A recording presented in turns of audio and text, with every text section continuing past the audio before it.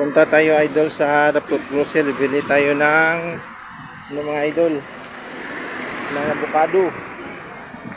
Ano na naman yan, Dar? Magtitinyo ka. Ayan, avocado, oh, dami.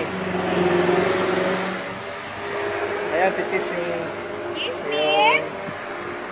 Ate pinaghi- Tess, maganda. pinaghihiwa mo na pala yan. Tis, kala ko igigilingin mo yan. Eh, wala pa. Di pa magiling. Wala pa akong baso. Dami oh.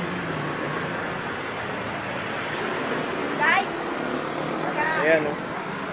Avocado. Dami. Ayan. Ayan. Uy, huwag mo ka na nagibigyo. Ayan oh, dami.